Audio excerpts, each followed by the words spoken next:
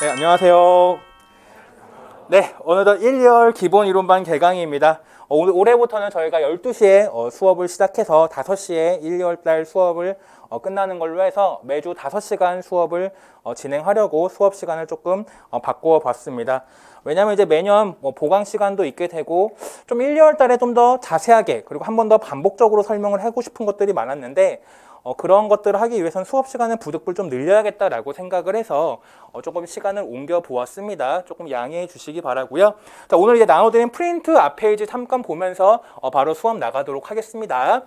자, 작년도 시험을 한번 개관해 보면요. 우리가 전년도 시험을 토대로 해서 올해 시험이 어떻게 나올지를 우리가 파악을 해야 됩니다. 그래서 역대 시험을 보면은 원래는 한국사가 전공의 80점 만점에서 한국사가 22에서 24점 그리고 동양사가 16에서 18점이 나오는 게 일반적이었어요. 일반적이었는데 근데 전년도 시험은 굉장히 특이하게 한국사랑 동양사가 동일한 비중으로 시험 문제가 출제가 되었습니다. 이게 조금 올해 시험에서 특징점이었고요.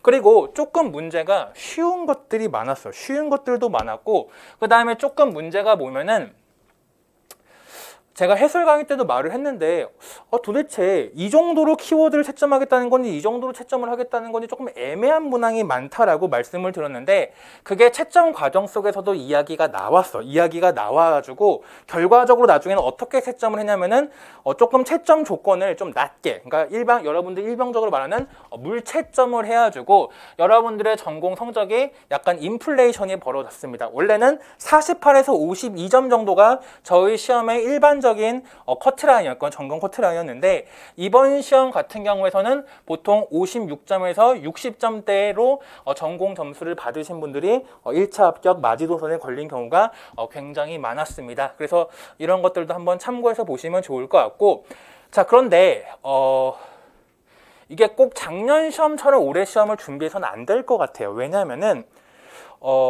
난이도가 이번에 조금 너무 쉬웠다라는 평이 많았고 특히 채점 과정 속에서 너무 문제가 애매하다 채점을 어떻게 하라는 것이냐 이런 식의 이야기가 등장을 하면서 내부에서도 경론이 조금 벌어지기도 했었고 그것이 일부 조금 뒤에 내년도 시험 개선을 위한 의견 방안에 들어가기도 해서 아마 올해 시험은 절대로 채점 과정에서 이의가 없는 그러니까 확실하게 사료의 내용을 그대로 써야만 되는 사료 기입형 문제가 조금 더 많이 나오지 않을까 싶고요.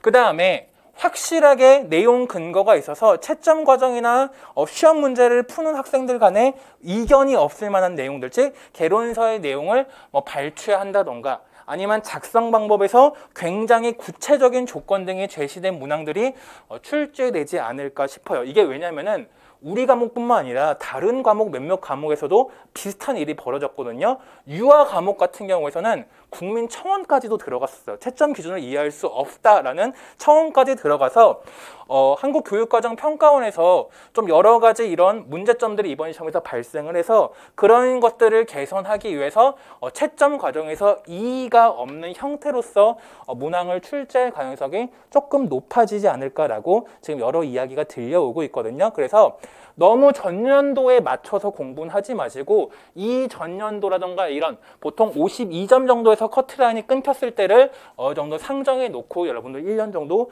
공부를 하시면은 좋을 것 같습니다. 왜냐하면 우리 시험도 2015, 2016년 이 무렵에 조금 쉽게 나왔다가 또 이런 식의 비판이 시달리면서 난이도가 확 올라갔던 적이 있거든요. 확 올라갔다가 이번 너무 떨어뜨려서 다시 조금 올라갈 가능성이 크니까 그런 것들 봐주시면은 좋을 것 같아요. 좋을 것 같고 그래서 우리도 이번에 1차 합격 공립 합격한 학생들만 180명이 넘는데 그 친구들 성적을 쫙 받아봤거든요.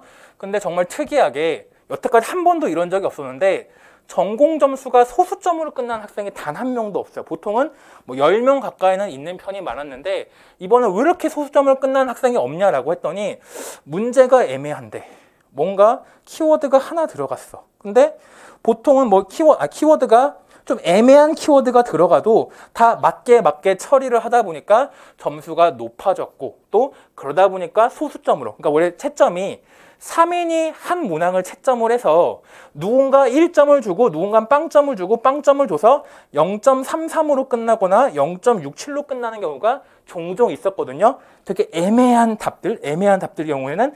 근데 이번 시험엔 전혀 그런 게 없었어. 왜? 조금만 키워드만 들어가도 다 1점씩 줘버렸기 때문에 그런 것들이 없어가지고 이번 시험에서는 약간 점수 인플레이션이 벌어졌는데 아마 올해 시험은 조금 더 까다롭게 나올 가능성이 크니까 그것까지 염두에 두고 여러분들 같이 공부하시면 좋을 것 같습니다. 좋을 것 같고요. 그 다음에 뭐 점수 이거 비중은 이건 어떻게 될지 모르겠어요. 다시 여기로 돌아갈 것 같기는 한데 만약에 이렇게 비중을 쌓는다라고 한다면 여기를 조금 더 점수를 안정적으로 가져가는 게 좋겠죠. 왜? 동양사가 양이 더 적거든요. 한국사보다 양이 더 적으니까 만약에 정말 비슷한 비중으로 간다면은 동양사를 점수를 좀 더 올리는 것이 안정적일 수가 있을 것 같고요. 뭐 나머지는 네, 좀 더 수업 시간에 중간중간 시간 있을 때마다 같이 이야기 드리겠습니다. 그래서 대략적으로 주차별 학습 진도 계획은 굉장히 빡빡하게 한번 짜봤어요. 빡빡하게 짜봐서 8주차 수업이지만 한국사는 총 10번의 수업을 합니다. 총 10번의 수업을 해가지고 중간중간에 동양사 수업 시간에도 한국사를 하는 날들이 있습니다. 고려시대 할 때랑 일제강점기 들어갈 때는 토요일까지도 그냥 올리 한국사 수업만 할 예정이고요. 그럼 동양사 수업은 6번인데 어떻게 하느냐? 여기에 사실상 9주차 수업이 들어갈 겁니다. 9주차 수업이 들어가서 동양사는 일본사랑 그다음 동남아시아사를 9주차, 그러니까 3월 개강까지 한 주 쉴 거거든요. 한 주 쉴 건데 2월 26일과 2월 24일과 2월 26일에 일본사랑 동남아시아사를 제가 여기서 수업을 하고 무료 강의로 한 몇 달 동안 올려놓을 테니까 뭐 1개월 기본 이론만 들으시는 분들은 해당 강의 같이 들어주시면 좋을 것 같습니다. 언제든 들으셔도 돼요. 언제든 들으셔도 되니까 여러분들 그렇게 들으시면 좋을 것 같고요. 그 다음에 이제 오늘 나눠드린 프린트를 한번 보면요. 프린트 뒷페이지 이렇게 중간중간 보면은 이제 매 수업 끝이나 혹은 다음 수업 시작하던 부분에 우리가 전에 배운 내용이 어떤 건지를 다시 한번 상기시켜보는 강의, 복습 시간을 한번 가질 거야. 복습 시간을 한번 가질 거고요. 그 밑에 뭐 빈칸 문항, 교과서 빈칸 문항이라던가 이런 것들은 여러분이 채워주시면 됩니다. 여러분이 채워주시면 되고 저희 한국사 시험은 요새 교과서가 굉장히 중요해요. 교과서에 들어가 있는 내용들이 시험 문제에 나오는 경우가 많습니다. 개론서에는 없지만 교과서에 있는 내용이 종종 시험 문제가 나와서 우리 1, 2월 달에는 어떤 교과서로 빈칸 문제 낼 테니까 여러분들 보시면 되냐면은 비상 교과서랑 지학사 교과서를 낼 겁니다. 비상과 지학사를 낼 거여서 그럼 비상과 지학사 고등학교만 보면 됩니까? 아니요. 고등학교 것만이 아니라 역사 2 교과서랑 한국사 교과서를 볼 거고요. 동양사 시간에는 지학사가 없으니까 오로지 비상 교과서만 동아시아사랑 세계사 교과서 같이 봐주시면 될 것 같아. 봐주시면 될 것 같고 나는 교과서가 없다 하시는 분들은 지경상 반에도 꽂혀 있으니까 그거 빌려다가 보셔도 좋고 그래 그것도 귀찮다 하시는 분들은 이 빈칸 문제만이라도 잘 체크해 주시면은 여러분들 충분히 올해 시험에서 고득점 받으실 수 있을 것 같고요. 그다음 옆에 한문 사료, 여러분 한자 사료를 한문 사료 잘 못하시는 분들이 많아서 가장 쉬운 문장들만 따서 가지고 왔어. 가장 쉬운 문장들만 가지고 따서 왔는데 왜냐하면 한문 사료가 요새 매번 2문제씩 출제가 돼요. 4점, 4점에서 8점짜리나 4점, 2점에서 6점짜리가 한문 사료 문항인데 작년에도 중국사 문제를 보면요. 이, 원, 호 세 글자만 읽어도 4점짜리를 거저 가져갈 수 있는 문제가 출제가 되었거든요. 출제가 되어서 여러분들 한문 익혀보라고 문장 줬고요. 조금 어려울 만한 단어들은 다 밑에다가 뜻을 써놨어요. 그것도 어렵다라고 하시는 분은 밑에다가 음까지 달아놨거든요. 음까지 달아놨으니까 처음에는 여기 한자 밑에 보고 위에 해석해 보려고 하고 그것도 안 되겠으면 보고 해석해 보려고 하시고요.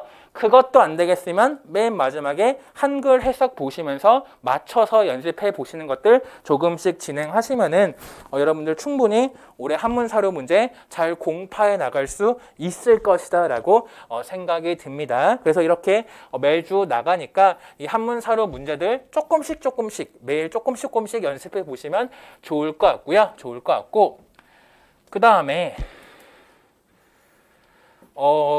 그래서 보게 되면 복습은 어떻게 하시면 되냐면은 먼저 교재 한번 쭉 읽어보시고요. 그다음 교과서 역사2랑 한국사, 지학사랑 비상 1월 달에 보시면 됩니다. 비상과 지학사. 그리고 개론서는 푸른 역사에서 나온 10권짜리 책이 있어요. 한국역사연구회 시대사 총서라고 해서 총 10권짜리, 뭐 고대사 2권, 고려시대 2권 이런 걸로 있는데 이거는 그냥 선택. 이거는 1월 달에는 꼭 읽어도 좋고 안 읽어도 좋고 선택으로 나갈 겁니다. 강의 계속 들으시는 분들은 3, 6월 달에는 저랑 함께 이 책들을 중심으로 나올 만한 것들을 팔 거예요. 왜냐하면은 올해 시험에도 보면 조금 까다로웠던 문제들이 다 여기서 출제가 되었거든요. 다 여기서 출제가 되어서 조금 그런 것들 같이 더 점검해 보고자 하는 차원에서 올해는 뭐 길잡이나 특강 안 보고 오로지 이 책만 볼 거야. 뿌셈도 안 보고 이 책만 볼 겁니다. 뿌셈이나 길잡이 특강의 내용은 제가 정리해서 이 책에다 추가할 거고 오로지 올해는 이 10권짜리 책만 가지고 달달달 외울 겁니다. 달달달 외울 거고요. 그다음 한자 암기는요. 여러분들이 가지고 있는 어떤 책이라도 좋으니까 하루에 30자 정도만 눈으로 보시길 바라고요. 뭐 저는 개인적으로 한자 암기 박사라고 하는 시대고시 기획에서 나온 한 권짜리 책 1권을 추천을 드리는데 직강생분들은 부담되실까 봐 제가 저기다가 30권을 꽂아놨습니다. 복도 쪽에 30권을 꽂아놨으니까 틈틈이 가면서 번갈아 가면서 보시면 좋을 것 같고요. 인강 들으시는 분들은 이거 사셔도 좋고 아니면 혼자서 다른 책 같은 거 보셔도 좋으니까 하루에 30자, 한 20분 정도만 눈으로 쓱쓱 보시면은 조금씩 기억나는 게 많아지실 겁니다. 그런 것들 해 나가면 좋을 것 같고요. 그다음 마지막 당부. 우리 하루에 뭐 8시간에서 10시간 가까이 순공하는 거 목표로 합시다. 그리고 공부할 때 핸드폰 전원 반드시 끄거나 멀리 떨어뜨려 놓으세요. 뭐 가방 속에 넣거나. 그리고 주기적으로 운동을 하든 산책을 하든 좀 기분 전환 같은 거 주기적으로 꼭 해주세요. 왜? 공부는 1년 동안 해야 되는 거니까 그런 것들 하시기 바라고 난 꼭 당부드리고 싶은 거는 과도한 욕심을 버리시기 바랍니다. 가끔씩 잠을 3시간씩 자시는 분들이 있어요. 막 2시간, 3시간씩 자는 분들이 있는데 그건 마치 42km 마라톤을 100m 막 9초 속도로 처음에 달리고 있는 겁니다. 나중에 지치고 아프고 그렇게 돼요. 절대로 너무 무리하지 마시고 하루에 잠은 6, 7시간, 최소한 6, 7시간은 자시기 바라고 성공시간 뭐 10시간 되면 좋지만 나는 그게 어렵다 하시는 분은 8시간만 하셔도 충분합니다. 8시간만 하셔도 충분하니까 여러분들 너무 무리하지 마시고 쭉쭉쭉 잘 해나가셨으면 좋겠습니다. 그래서 이거 하시고 난 복습을 특히 인강생분들 복습을 2달 뒤에 하시는 분들이 있어요. 1개월 동안은 강의만 듣고 복습은 3월부터 해야지 뭐 이런 분들이 있는데 복습은 최대한 당일 아니면 다음 날 하시는 거를 추천드립니다. 절대로 강의 몰아서 듣고 복습 몰아서 하지 마세요. 그런 것들 조심하시면 좋을 것 같고요. 그다음 뭐 과제 배부 계획은 아까 프린트 봤으니까 이런 것들 같이 보시면은 좋을 것 같습니다. 좋을 것 같아요. 네, 그래서 뭐 이런 것들 한번 읽어보시기 바라고 그럼 우리는 바로 진도 나가는 걸로 하겠습니다. 교재 보도록 할게요. 교재 10쪽입니다. 10쪽.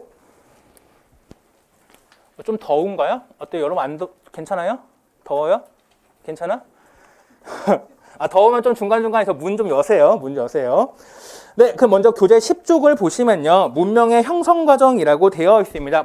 문명 형성과정이라고 되어 있고 위에 단원 열기라고 되었는데 이거는 교육과정 문서에서 지필진들에게 반드시 이런 내용들을 넣어라, 이런 것들을 성취할 수 있도록 하라라고 한 문서의 일부예요. 교육과정 문서 일부니까 여러분들 공부하시기 전에 현행 교육과정에서는 이런 것들을 강조하고 있구나. 대략적으로 머릿속에 넣으시고 단원을 보시면은 좋을 것 같아. 이거를 넣은 이유는 뭐냐면은 임용시험의 출제 범위에 대해서 교육과정 평가원에서 뭐라고 하고 있냐면 교육과정에 입각해서 출제한다라고 한 줄로 되어 있어. 뭐 한국사 통론을 본다, 동양사 개론을 본다 이게 아니라 교육과정에 입각해서 출제한다라고 되어 있기 때문에 교육과정에 입각해서 쓴 책 뭡니까? 교과서를 가장 기본으로 보셔야 되는 겁니다. 기본으로 보시기 바래요. 자, 그래서 위에는 여러분 한번 읽어보시고 우리는 바로 이제 밑에 문명의 형성 과정 보도록 하겠습니다. 문명 형성 과정 볼 건데 여기는 간단해요. 시험에 나오는 거 아닙니다. 여기서부터 막 힘 빼진 마세요. 먼저 시대 구분의 기준이 여러 가지가 있어요. 선사시대와 역사시대라고 있는데 선사시대, 역사 이전의 시대라는 거죠. 역사 이전의 시대라는 거고 역사시대, 지금부터 이제 역사시대라는 건데 이거 나누는 기준이 뭡니까? 문자의 유무를 가지고 구분을 합니다. 문자의 유무를 가지고 문자가 있기 이전의 시대를 선사시대라고 한다라고 하는 것을 보시면 좋을 것 같고요. 문자가 생긴 시대를 역사시대라고 한다라고 보시면 좋을 것 같습니다. 그리고 그 선사시대를 다시 도구로 나누어주고 구석기와 신석기라고 하는 것으로 나눈다라고 보시면 좋을 것 같아요. 그래서 선사와 역사는 문자로, 그 다음 위에 구석기니 신석기니 이런 것들은 도구를 가지고 나누는 시대다라고 보시면 돼서 석기냐 금속기냐 이런 걸 가지고 이렇게 시대를 구석기, 신석기, 그리고 청동기, 철기로 나눈다. 석기와 금속기로 이렇게 나눈다라고 하는 것들 가볍게 보시면 좋을 것 같습니다. 넘어갈게요. 여기는 가볍게 이거 보시면 됩니다. 뭐 나오는 거 아니야. 나오는 거 아닙니다. 난 구석기로 갈게요. 구석기. 이렇게 힘들지? 집에 가고 싶은 생각이 벌써 드는데 여기 지금 OT 강의 때문에 이러면 안 되지. 네, 구석기 시대로 가면요.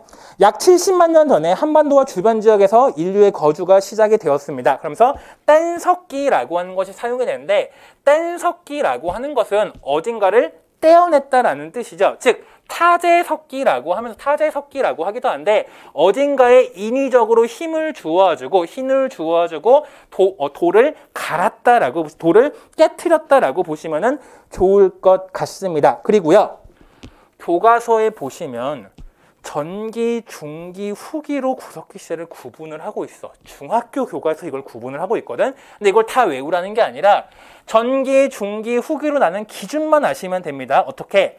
하나의 도구로 여러 개의 기능을 하는 때에는 전기인 겁니다. 즉 주먹도끼로 식량을 깨부술 때도 쓰고 사냥할 때도 쓰고 밥 먹을 때도 쓰고 하나로 가지고 여러 개를 쓰는 거를 전기라고 보시면 좋을 것 같고 점점점 한 개의 기능만 하거나 점점점 기능이 세분화가 되는 겁니다. 즉 이전에는 칼로 예를 드는 거예요. 칼로 과일도 깎고 고기도 자르고 뭐도 썼다면은 이제는 손톱 깎기, 가위 이런 식으로 기능이 점점점 세분화되는 걸 후기 시대다라고 보시면 좋을 것 같고 그러면서 이거 하나만 기억을 합시다. 후기 시대의 대표적인 유물로서 순배찌르개라고 하는 게 있어요. 순배찌르개라고 하는 것 교과서에 보시면 나오는데 이 순배라고 하는 거에다가 나무 같은 거를 덧붙여주고 창이라던가 이런 것처럼 썼던 것을 순배찌르개라고 하게 되는데 그만큼 기능이 세분화되었다. 이전처럼 주먹도끼로 모든 걸 만능으로 하는 게 아니라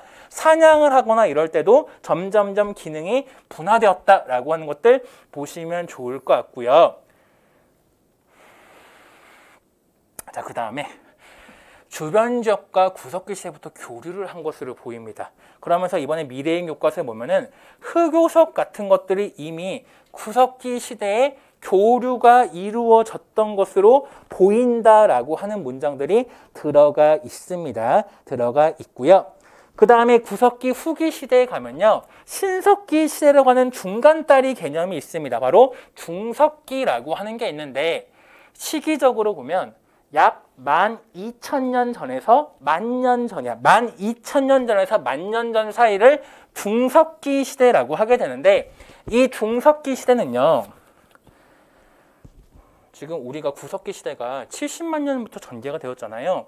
이 시기 동안 4번의 빙하기와 3번의 간빙기라고 하는 즉 빙하기가 계속적으로 와서 날씨가 추워졌다가 조금 풀렸다가 추워졌다가 풀렸다라고 하는 것이 반복적으로 했어. 그런데 마지막 빙하기가 종료되는 그 시점, 즉 날씨가 다시 따뜻해지기 시작하는 그 시점에 중석기 시대로 간다라고 보시면 되고 날씨가 따뜻해지면서 어떤 변화가 벌어집니까? 날씨가 따뜻해지면서 기후가 따뜻해지면서 이전까지는 매머드 이런 막 큰 동물들 위주로만 있었어. 큰 동물들 위주로만 동물입니다, 여러분. 동물인데 매머드 같은 큰 동물만 있었는데 날씨가 따뜻해지다 보니까 동물이 커질 필요가 없는 거야. 작고 날쌘 동물이 주류를 이루기 시작을 하면서 그런 작고 날쌘 동물들을 잡기 위해서 어떤 도구들이 등장하기 시작한다?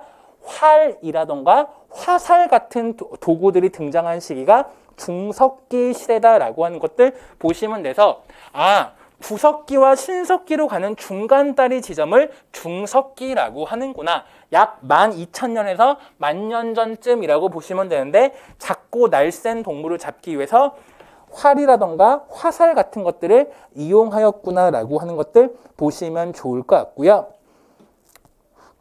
그러면서 경제 부분에 가면요. 수렵과 채집에 의존을 하기 시작을 했죠. 이지gen이 수렵과 채집에 의존을 했고요. 그 다음에 불을 사용을 했죠. 그러면서 이 시기에 불을 사용하기 시작하면서 인류의 영양 상태가 급속도로 좋아지게 되죠. 이전까지는 생고기만 먹었어야 했는데 불을 사용해서 익혀 먹기 시작하면서 훨씬 더 먹을 수 있는 것들이 많아지기 시작했죠. 많아지기 시작을 했고요. 그러면서 이 시기에는 뭐 평등 사회였고 다 아는 내용이죠. 그다음 이동 생활을 했습니다. 왜? 수렵과 채집을 하기 위해서 이동 생활을 하다 보니까 집을 잘 짓지 않았습니다. 막 지었어요. 막집 생활을 했고요. 그다음에 유적지로 쭉 가게 되면요. 상원 검은모루 동굴은 우리나라에서 가장 오래된 구석기 유적입니다. 70만 년 전의 유적이고요. 그다음 가장 중요한 건 연천전공리입니다. 연천전공리가 교과서에 제일 많이 나와요. 제일 많이 나오는 이유가 뭐냐면 주먹도끼가 발견이 되었기 때문에 그렇습니다. 왜 주먹도끼가 중요하냐면요. 이게 주먹도끼입니다. 주먹도끼인데 이 주먹도끼는 양방향에서 힘을 가해서 만든 거. 양방향에서 힘을 가해서 만든 건데 이게 이전에 모비우스라는 학자가 얘들아 우리 유럽이라던가 이런 쪽, 그러니까 인도를 중심으로 해서 서쪽 방면에는 주먹도끼만 나오고 저 아시아 방면에서는 집게만 나오더라. 저 집게는 한 방향에서만 힘을 가했기 때문에 약간 사고를 못한 애들이 만든 거고 이렇게 양방향에서 힘을 가해서 만든 주먹도끼는 굉장한 사고의 흔적이다. 이거는 유럽이나 아프리카 방면에서 주로 나온다라고 하면서 의구 저 아시아 놈들 옛날부터 띨띨했네라고 하는 게 모비우스 이론이었어. 그런데 그것을 깨버리는 유물이 바로 우리나라 연천전공리에서 나온 겁니다. 즉 우리나라 연천전공리에서 이런 주먹도끼가 발굴이 되면서 그 모비우스라는 학자의 이론이 깨지게 되었다라고 하는 게 중요해요. 중요합니다. 그것만 기억하시면 문제 없을 것 같고요. 그다음 구석기 인골의 발견이라고 하는 걸 7번에 올해 교재에 새로 추가를 했는데 이거는 그냥 가볍게 읽어보세요. 가볍게 읽어보시면 되는데 왜 이런 것도 넣어놨냐라고 하냐면요. 미래엔 중학교 교과서에 보면요. 이런 그림이 들어가 있어요. 10만 년 전, 5만 년 전, 4만 년 전이라고 하면서 인골의 변화까지 교과서에 들어가 있어서 그냥 가볍게 넣어봤습니다. 이것도 여러분 그냥 가볍게만 보시면 될 것 같고 외우려고 하실 필요는 없습니다. 미래의 역사 2 교과서에 이게 들어가 있어서 그냥 넣어봤는데 여러분들도 그냥 가볍게만 보시면 될 것 같아요. 넘어가겠습니다. 신석기.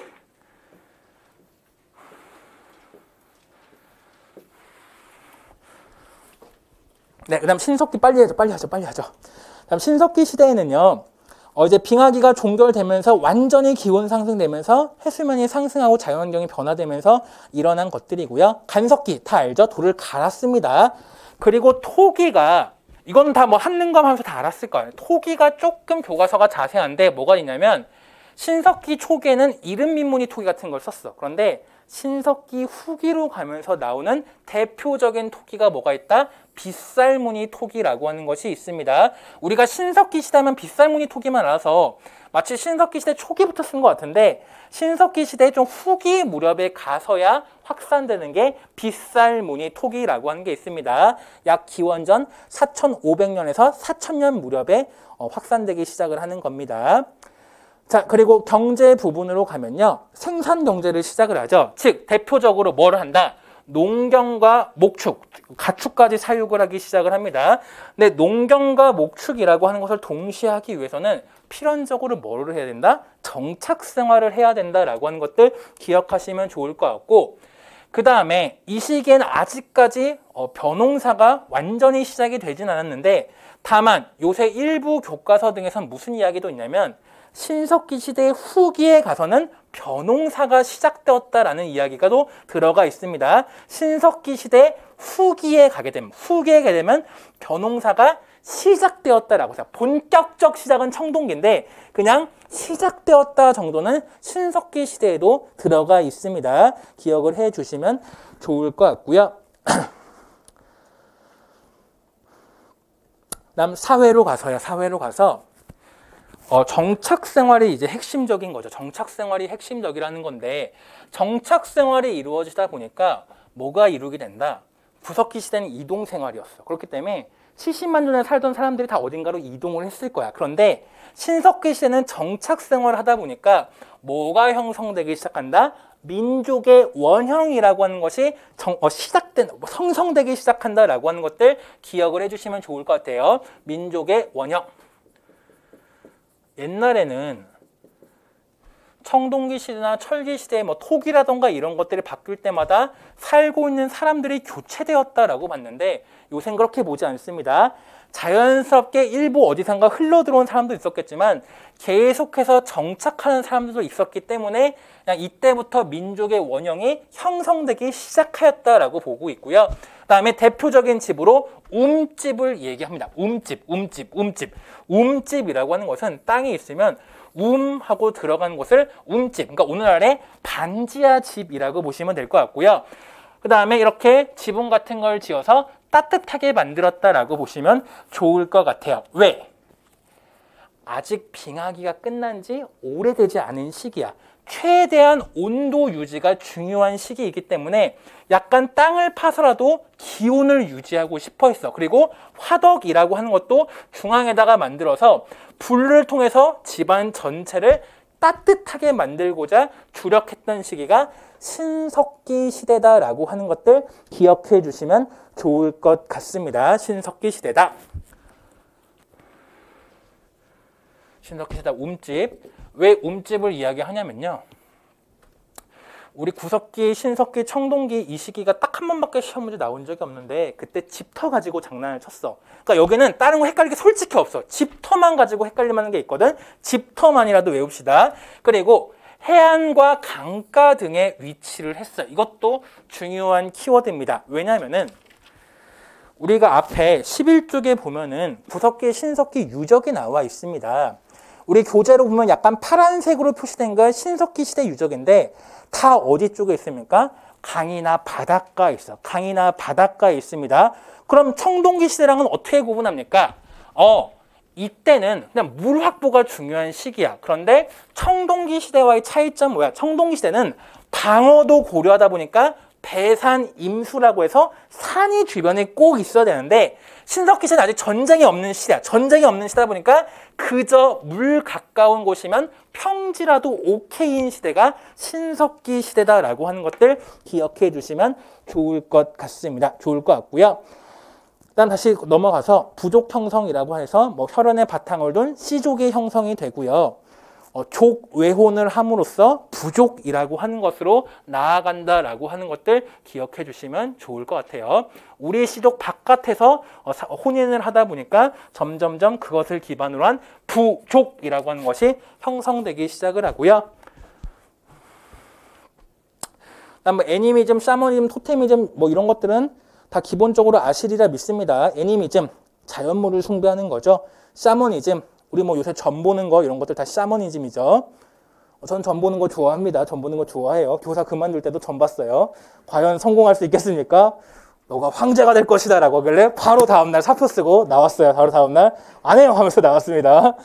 그리고 얼마 전에도 인생 그래프 점을 봤어요. 인생 그래프 그 식스센스인가? 그 유재석이랑 미주랑 나오는 그 프로그램에 어떤 점 보는 아저씨가 나왔길래 예약을 하고 인생 그래프 그려주는 분한테 갔는데 저의 인생 그래프 괜찮아. 2025년까지는 최고야. 근데 2025년에 약간 뭔가 꺾이더라고. 그래서 2025년 뭐가 있는 해인가 봤더니 2022 교육과정에 적용되는 해야. 그래서 이거 역사과 치호가 뭔가 타격 있는 해구나라고 하면서 그래서 막 살짝 타격이 있어. 살짝 타격. 이렇게 올라오다가 우리 25년까지는 꼭 교사가 됩시다. 역사 교사가 됩시다. 자, 어쨌거나 샤머니즘 이렇게 보시면 좋을 것 같고요. 그다음 토테미즘, 영은 조상 숭배 사상 이렇게 있습니다. 참고로 우리 와이프는 나는 그래도 인생이 이렇게 시작이 됐거든. 우리 와이프 저기 밑바닥에서 시작을 했어. 밑바닥에서 시작돼가지고 우리 와이프가 영어 임고생생활 좀 오래 했거든요. 결국 지금 교사 안 하고 있는데 오래 이렇게 하다가 나 만나고 나서 이렇게 올라왔어. 나 만나고 이렇게 진짜 수직 상승하는 거 나와서 이거 폭로하지 말라고 했는데 맛보기 강에서 폭로합니다. 어쨌거나 이렇게 보겠습니다. 그렇게 보고요. 그다음 유적지 보게 되면은 유적지 보게 되면은 제주 한경고살리만 조금 기억을 합시다. 왜냐하면은 이게 신석기가 시대가 상한선이 확장된 게 이게 2008년 무렵에 발굴이 되었는데 2000년대 발굴이 되었는데 이전까지는 우리나라 신석기 시대를 기원전 6000년 전이라고 했어요. 그런데 제주 한경고살리를 발굴해서 보니까 이건 8000년 전 거다. 기원전 8000년 전 거다라고 하면서 신석기 시대가 조금 더 앞당겨지게 되었습니다. 그러다 보니까 우리가 요새는 안 보는데 한국사 통론 같은 옛날에 쓰여진 한국사 개설서에는 2008년에 쓰여졌다 보니까 신석기 시대를 기원전 6000년 전이라고 이야기를 하는데 2000년대 이후에 쓰여진 한국사 책에서는 다 기원전 8000년 전이라고 이야기를 하고 있고요. 나머지는 읽어보시면 됩니다. 그다음 암각화 이거는 밑에는 어디다 넣을지 여기다 넣었는데 이 암각화는 학자들에 따라서는 청동기 시대라고 보기도 하고 신석기 시대라고 보기도 해요. 그 울산 같은 데 가면 절벽에다가 이렇게 동물 그림을 엄청나게 그려놨는데 신석기 시대인지 청동기 시대인지 그 사이 어딘가 같은데 어쨌든 이런 암각화 그림이 교과서에 수록이 되어 있어서 여러분들도 봐주시면 좋을 것 같아요. 넘어갈게요. 청동기 철기까지 하고 쉴 겁니다. 조금만 참으세요. 그다음 이제 역사시대의 전개 부분에 보면요. 이 시기가 청동기랑 철기시대 집터를 비교하는 문제가 2010학년도에 한번 출제가 되었어요. 2010학년도에 객관식 때 한번 20번 문제로 출제가 되었는데 그래서 아까 집터 문제를 얘기를 한 겁니다. 그래서 청동기 시대 보게 되면요. 졸지 마. 다음부터 굶고 와. 저처럼 굶고 오세요. 기원전 2000년 1500년경에 전래가 되었고요. 청동기 시대면 꼭 알아야 될 게 있어. 뭘 알아야 되냐면은 교과서에 되게 중요하게 얘기하고 있는 거. 중국과 우리의 청동기 계통이 달라요. 중국은요. 이런 동검 같은 게 일체형이야. 이런 게 다 일체형인데 우리는 칼날과 손잡이 부분이 분리되는 분리형입니다. 그래서 청동기는 중국과는 다른 계통이다라고 하는 걸 꼭 알아두셔야 돼요. 중국과는 다른 계통이다라고 하는 것들을 꼭 기억을 하세요. 왜? 우리는 칼날과 손잡이를 분리하는 분리형이다라고 하는 거예요. 중국은 일체형이고 우리는 분리형인데 왜 이걸 알아두라고 하냐면은 철기는 중국에서 전래가 되었거든. 철기는 중국계 맞는데 청동기는 중국계 아니야. 뭔가 북방 어디선가 내려온 것으로 추정을 하고 있을 뿐인데 그냥 중국과는 다른 계통이다라고 하는 게 교과서에 강조되어 있어. 교과서에 강조되어 있어서 그 정도만 아시면 좋을 것 같습니다. 좋을 것 같고요. 그다음 니은에 보면요. 이 시기의 중요한 점은 여전히 농기구는 석기나 나무를 썼어. 왜? 청동은 구리, 주석, 아연을 합금해야 돼. 구리, 주석, 아연을 합금해야 돼서 만들기가 조금 까다로운 측면이 있어. 만들기가 까다롭기 때문에 주로 청동기는 누가 썼다? 제사용이나 무기용, 즉 주로 지배층들만의 전유물이었다라고 하는 것들 기억해 주시면 좋을 것 같아요. 지배층만의 전유물이었습니다. 지배층.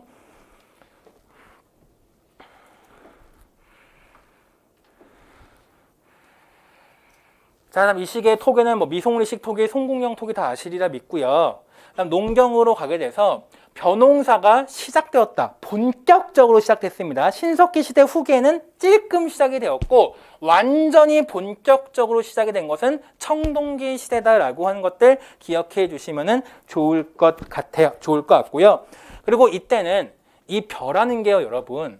솔직히 여러분 밥이 맛있습니까? 저는 밥이 맛이 없는 것 같아요. 밥 안 먹고 살 수도 있을 것 같거든요. 근데 왜 우리가 밥을 먹는 이유가 뭡니까? 단위 면적당 가장 최대의 열량을 공급해 줄 수 있는 작물이기 때문에 단위 면적당 최대의 열량을 공급해 줄 수 있는 작물이기 때문에 그런데 어쨌거나 이 벼농사를 하기 시작을 하면서 점점점 잉여 생산물이 많아지기 시작을 해요. 이전에 다른 작물과는 비교할 수가 없어. 그러다 보니까 이 잉여 생산물을 놓고 정복 활동이 전개가 되기 시작을 하게 되고요. 또 빈부격차 같은 것들이 발생하기 시작을 하죠. 즉 신석기 시대에는요. 열심히 농사지어도 남는 게 없었어. 그런데 이때는 남는 게 생겨. 이 남는 것 때문에 다툼이 벌어지기 시작을 하게 되고요. 그러면서 이런 여러 가지 요인 때문에 어떤 사회로 돌입을 하게 된다? 남녀가 역할이 분화되기 시작해. 남녀의 역할이 분화되기 시작을 합니다. 남녀의 역할이 분화되기 시작을 해요. 분화. 그러면서 이전까지는 같이 농사짓고 같이 과일 따고 그랬단 말이야. 그런데 이제는 핵심이 뭐야? 전쟁이 어느 정도 굉장히 중요한 핵심이 되고 그 전쟁을 수행하는 남자의 중요성이 커지기 시작해. 이전에는 출산을 하는 여성의 중요성이 컸어. 목의 중심 사회였는데 이제 점점점 북의 중심 사회로 이행해 간다라고 하는 것들 기억해 주시면 좋을 것 같습니다. 좋을 것 같아요. 자, 그리고 다른 것들은 뭐 여러분이 보시면 될 것 같고요. 주거지의 변화 보면은 배산 임수가 있어. 물도 중요하지만 산도 중요해. 왜? 방어하기 위해서. 방어하기 위해서고요. 그 밑에는 여러분들 그냥 쭉 보시면 좋을 것 같고요. 쭉 보시면 좋을 것 같고. 그러면서 집터의 변화를 보면은 지상 가옥이 되기 시작을 합니다. 이제는 추위가 더 이상 겁나지가 않아. 그러면서 추위가 겁나지가 않기 때문에 화덕의 위치도 어디로 옮겨야 된다? 가장자리로 화덕이 옮겨오기 시작해. 아직까지는 중앙에 있었는데 가장자리로 옮겨오기 시작을 하고요. 또 별도로 저장 구덩이 돌출되기 시작을 합니다. 그만큼 무언가 저장하는 것들이 많아졌다라고 하는 것들 기억해 주시면 좋을 것 같아요. 화덕은 가장자리로, 그리고 저장 구덩은 돌출된다라고 하는 것들 기억해 주시면 좋을 것 같고, 지상가옥입니다. 아까처럼 움집이 아니에요. 움집이 아닙니다.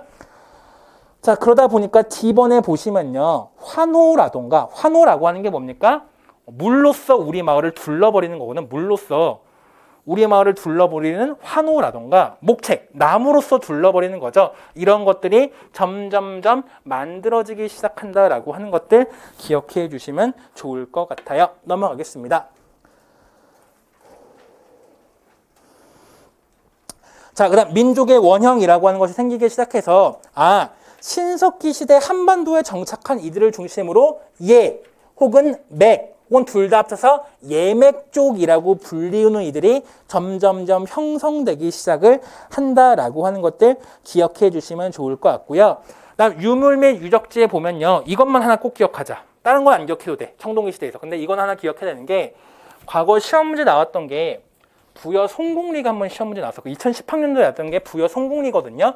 근데 이거는 기원전 7에서 6세기야. 청동기 시기 후기의 집택, 후기의 그런 유적인데 농경을 기반으로 부여 송공리 마을에 있던 그 유형의 유적지를 송공리라고 하는 송공리 유적이라고 하게 되는데 여기에는 당연히 탄화미가 발굴이 되었고 또 대규모 마을 시설이라던가 환호라던가 거푸집 등이 출토가 되어서 무언가 확실히 지배관계가 형성되었다라고 하는 것을 알 수가 있고요. 그 다음 여기서 함정이 있어. 집터가 원형의 집터야. 아까 청동리는 무슨 집터라고 했습니까? 직사각형이 많다라고 했어. 근데 이 시기에는 여기 송공리는 원형의 집터가 주로 출토가 되고 있어서 이게 약간 헷갈릴 수가 있습니다. 송공리형 분명히 청동기인데 여기에 집터는 원형이다라고 하는 것들 기억해 주시면 좋을 것 같고요. 그 외에는 나중에 보도록 하겠습니다. 그다음 고인돌은요. 이것만 기억하자.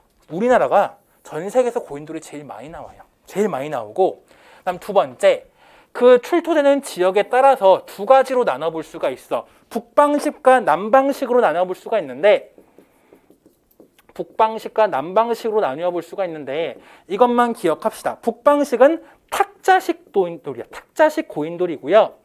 남방식은 바둑판식 고인돌이에요. 바둑판식 고인돌이어서 탁자는 약간 이런 유형이고요.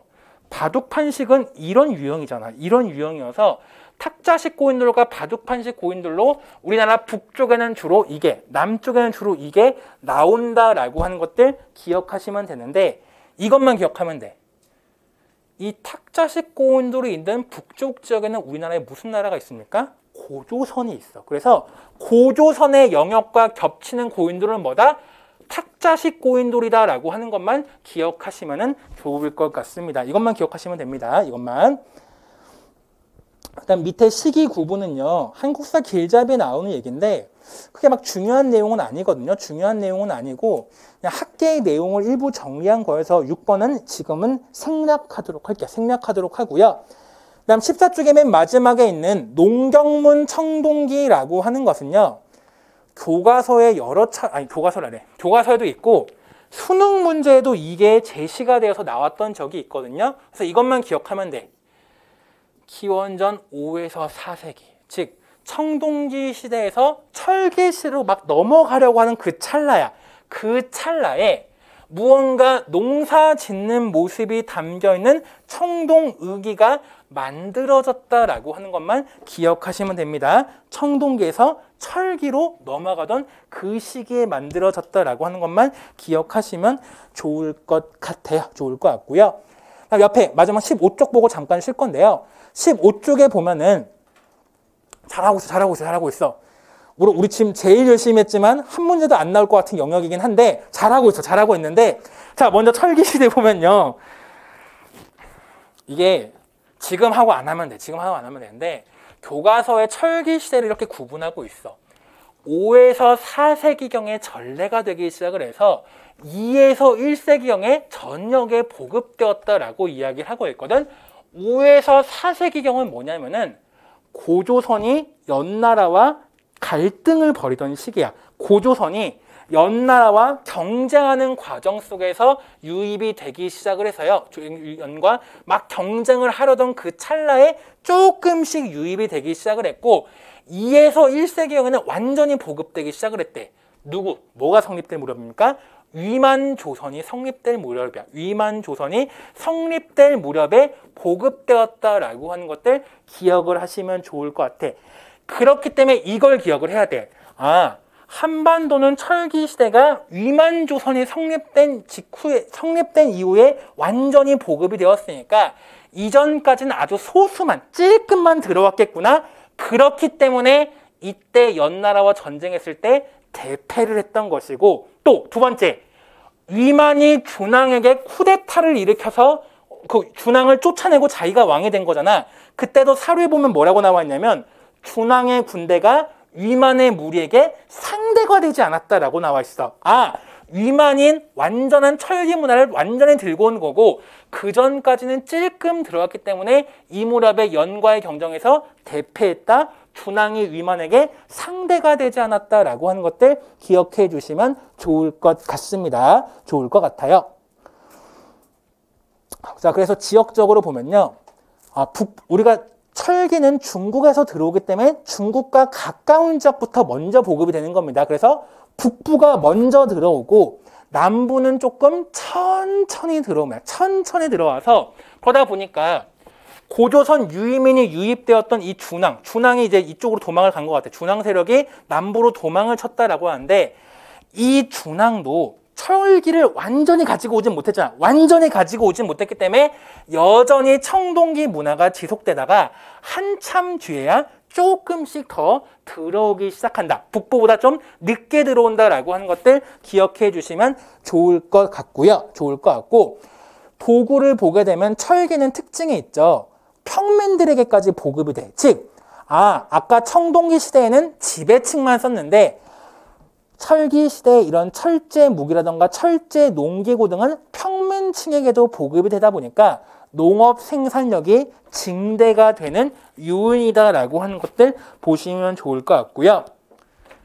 그다음 토기는 외우려고 하진 마세요. 토기는 청동기랑 구분하기가 조금 어렵습니다. 토기는 굳이 외우려고 할 필요는 없을 것 같고 그냥 이것만 기억하면 됩니다.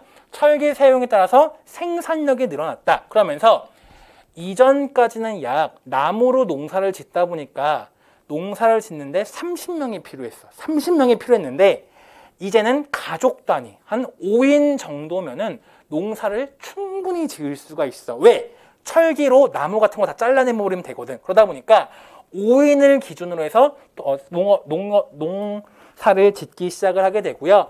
그러다 보니까 이전까지는 수풀이 우거진 지역을 농사를 못 지었거든. 근데 이제는 그런 것도 농사를 지을 수가 있어. 그러다 보니까 이전까지는 이렇게 점으로 사람들이 조금 모여 살면서 이 지역 내부에서만 조금 농사 짓고 주변 지역은 사냥 정도만 했다고. 그래서 주변 지역은 신경을 안 썼어. 그런데 철기로 이제는 개간이라고 하는 걸 할 수 있다 보니까 주변 지역까지 내 땅이야 이런 식으로 긋기 시작을 하면서 점점점 영역이라고 하는 것을 긋기 시작을 해요. 이전까지는 그냥 사냥하는 용도로 방치했다가 이제는 농사를 지을 수가 있기 때문에 영역이라고 하는 것을 중시하기 시작을 한다라고 하는 것들 기억해 주시면 좋을 것 같고요.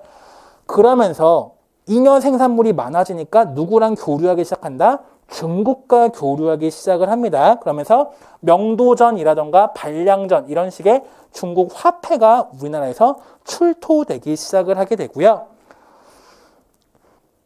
그러면서 이제 귀틀집이라고 해서 뭐 나무로 쌓아 올린 집 같은 것들이 만들어지기 시작하고 또 특징적인 집터로서 이거 기억합시다. 철자형과 여자형 집터가 만들어져요. 철자형과 여자형은요. 밑에 그림이 있죠. 이게 시험 문제 나왔던 지문인데 집터 모양이 뻑큐 모양이거나 혹은 한자 여자 써서 여자형으로 집터가 나오게 돼서 이게 한반도에서 나오는 집터 유적들의 흔적들이거든. 이런 식의 것들이 만들어지기 시작을 하고요. 만들어지기 시작한다라고 하는 것들 기억하시면 좋을 것 같고 이거는 이따가 1시간 뒤에 다른 것과 같이 설명하도록 하겠습니다. 잠깐 15분 쉬었다가 2교시 나가도록 할게요.